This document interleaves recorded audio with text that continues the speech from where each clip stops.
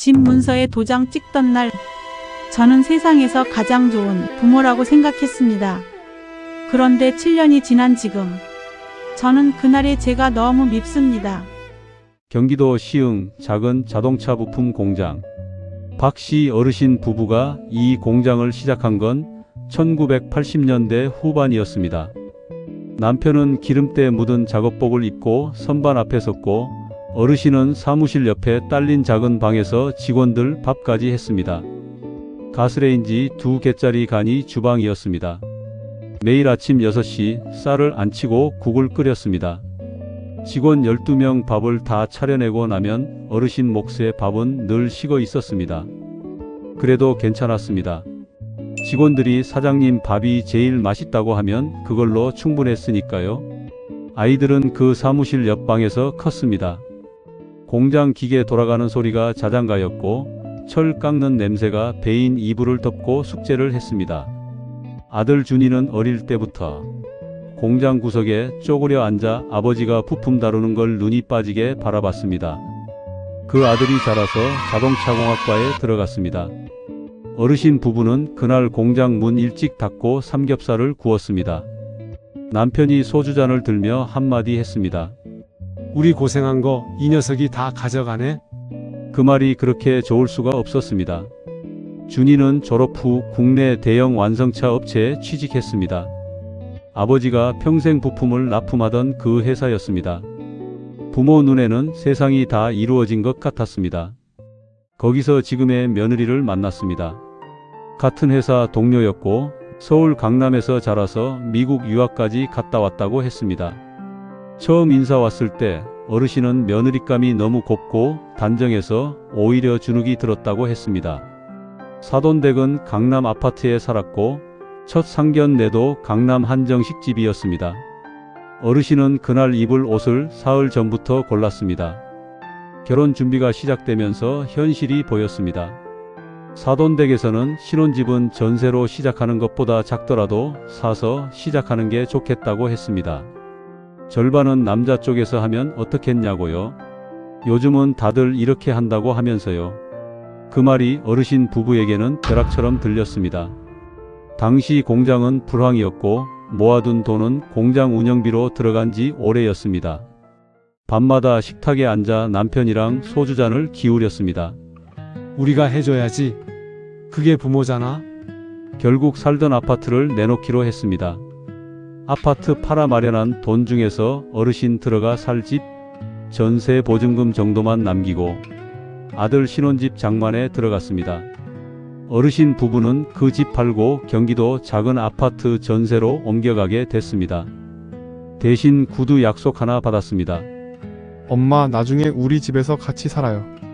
어르신은 그 말을 철석같이 믿었습니다. 그래도 괜찮다고 했습니다. 아들이 잘 되면 그만이라고. 3년 뒤 손자가 태어났고 아들 내외가 같이 살자고 했습니다. 어르신 부부는 살던 집 빼고 짐을 쌌습니다. 처음엔 진짜 좋았습니다. 손자 목욕시키고 이유식 끓이고 밥상 같이 차렸습니다. 공장 옆방에서 아이 키우던 그 시절이 다시 온 것 같았습니다. 처음 1년은 그랬습니다. 그런데 아들이 집을 넓혀 가야겠다고 했습니다. 처가에서 좀 도움받았는데 여전히 모자른다고 했습니다. 그래서 어르신은 전세 보증금으로 갖고 있던 일부를 아들 집 늘리는데 보탰습니다. 집을 넓혀가고 1년 후부터 조금씩 달라지기 시작했습니다. 며느리는 어느 날 조심스럽게 말했습니다. 아버님이 거실에 오래 계시면 아이가 예민해지는 것 같아요. 어르신은 그날부터 방 안에 있는 시간이 길어졌습니다. TV 볼륨을 줄였습니다. 그러다 아예 이어폰을 끼기 시작했습니다. 냉장고 문도 눈치 보며 열었습니다. 손수 담근 깍두기, 직접 무친 나물 반찬이 며칠이 지나도 그대로였습니다. 공장 직원 12명 밥을 해 먹이던 그 손으로 만든 반찬이, 어르신은 그 반찬통을 냉장고 구석으로 밀어 넣었습니다. 그 서운함을 아무에게도 말할 수 없었습니다. 그 무렵 남편이 쓰러졌습니다. 위암이었습니다. 공장 일 30년, 제때 밥도 못 먹고 스트레스로 버텨온 몸이 결국 신호를 보낸 겁니다. 의사는 위암 3기라고 했고 아직 희망이 있다고 했습니다. 위절제 수술하고 항암 치료가 시작됐습니다. 어르신은 남편 손을 잡고 병원 복도를 걸었습니다. 수액줄 달린 링거대를 밀면서 치료받고 돌아오면 남편은 구역질로 밥을 못 먹었습니다. 어르신은 미움을 쑤었습니다. 아들 집 부엌에서 눈치 보면서. 아들은 바빴습니다. 며느리도 바빴습니다. 병원비는 어르신 혼자 감당했습니다. 남아있던 돈이 하나씩 빠져나갔습니다. 집도 없고 돈도 줄고 남편은 아프고. 그리고 2년째 되던 봄 아들이 조심스럽게 말을 꺼냈습니다. 엄마, 요양원 알아봐 드릴까요? 아버지도 케어가 필요하시고 거기가 더 편하실 수도 있잖아요. 어르신은 그 말을 듣는 순간 숨이 멎는 것 같았다고 했습니다. 그날 밤 화장실에 들어가 수건으로 입을 막고 울었습니다. 소리가 새어 나갈까봐, 며느리한테 들릴까봐. 나중에 알게 됐습니다. 그 아파트, 아들이 담보 대출을 끼고 강남의 처가 옆에 있는 아파트를 알아보고 있다는 걸. 집을 준 게 아니었습니다. 저 자신을 내어준 거였습니다. 그리고 저는 그 대가로 아무것도 받지 못했습니다. 이런 사연 생각보다 훨씬 많습니다. 그런데 많은 분들이 이걸 내 잘못으로만 돌립니다. 내가 어리석었다, 내가 욕심이 없었다고요. 하지만 심리학적으로 이 상황을 다시 들여다보면 이건 개인의 어리석음이 아닙니다. 첫 번째는 역할 정체성의 함정입니다. 우리 부모 세대, 특히 60, 70대 어르신들은 부모 희생이라는 공식 속에서 평생을 살아오셨습니다. 자식에게 최대한 해주는 것이 곧 나의 존재 이유였던 겁니다. 그래서 집을 해줄 때 어르신은 사실 집사라고 돈을 준 게 아니라 자신의 존재 가치를 증명하려 했던 겁니다. 두 번째는 기대와 현실의 간극에서 오는 배신감입니다. 심리학에서는 이걸 암묵적 계약이라고 부릅니다. 말로 다 하지 않아도 내가 이만큼 해줬으니 너도 이렇게 해주겠지라는 무언의 기대가 생깁니다. 그 기대가 충족되지 않을 때 분노보다 먼저 찾아오는 게 자기혐오입니다. 내가 왜 그랬을까? 하지만 어르신 들어보세요. 당신이 그날 매매 계약서에 도장을 찍은 건 아들을 사랑했기 때문입니다. 그 사랑은 진짜입니다.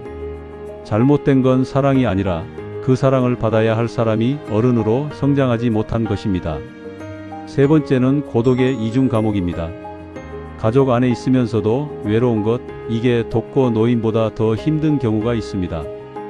혼자 있는 외로움은 위로를 구할 수라도 있지만 가족 안의 외로움은 말조차 꺼낼 수가 없습니다. 나는 지금 좁은 방 안에 갇혔는데 바깥에는 내 아들이 살고 있다. 이 감각이 여러분들의 마음을 가장 깊이 파고듭니다. 2500년 전 공자는 이런 말을 남겼습니다. 기소불육 물시어인. 자신이 원하지 않는 것을 남에게 베풀지 말라. 많은 분들이 이 구절을 남을 배려하라는 뜻으로만 읽습니다. 그런데 오늘 이 어르신의 사연과 함께 읽으면 전혀 다른 울림이 있습니다. 자식에게 집을 해주면서 어르신은 사실 무엇을 원하셨나요? 함께 살고 싶었습니다. 인정받고 싶었습니다. 외롭지 않고 싶었습니다. 그 바람을 담아서 돈을 건네셨는데 바람만 남았습니다. 공자가 말한 원하지 않는 것은 물건만이 아닙니다. 자신의 불안, 자신의 외로움, 자신의 인정 욕구, 그것을 타인에게 해결해 달라는 방식으로 건네는 것, 그것도 포함됩니다. 서양 철학자 에픽테토스는 이렇게 말했습니다. 우리를 괴롭히는 것은 사건 자체가 아니라 그것에 대한 우리의 판단이다. 어르신을 힘들게 하는 것은 아파트 문제 그 자체가 아닙니다. 나는 이만큼 했는데 아들이 이렇게 했다는 비교와 판단, 그 생각이 오늘도 어르신의 마음을 망치고 있는 겁니다. 그렇다면 이 생각을 바꿀 수 있을까요? 완전히 바꾸기는 어렵습니다. 하지만 이렇게 조금 다르게 볼 수는 있습니다. 나는 사랑했다. 그 사랑의 방식이 서툴렀을 뿐이다. 그리고 나는 지금 그 서투름을 인정할 만큼 충분히 어른이다. 오늘 이 영상을 끝까지 보신 분들께 딱 한 가지만 부탁드리겠습니다. 오늘 밤 조용히 앉아서 종이 한 장을 꺼내세요. 그리고 이렇게 써보세요. 내가 나에게 해줄 수 있는 것 딱 한 가지. 자식에게 집을 해줬던 그 마음의 반만, 딱 절반만 자기 자신에게 써보는 겁니다. 맛있는 거 사 먹기. 오래된 친구에게 전화 한 통. 아니면 그냥 오늘 하루 나 참 힘들었다고 스스로에게 말해주기. 그게 시작입니다. 후회는 과거를 바꾸지 못합니다. 하지만 오늘 내가 나를 대하는 방식은 지금 이 순간부터 바꿀 수 있습니다. 당신은 충분히 잘 살아오셨습니다. 이제는 당신 차례입니다. 이 영상이 도움이 되셨다면 혼자 보지 마시고 꼭 한 분께 전해주세요. 그리고 구독, 좋아요, 댓글로 당신의 이야기를 남겨주세요. 더욱 건강하시고 다음에 더 좋은 이야기로 다시 찾아뵙겠습니다. 감사합니다.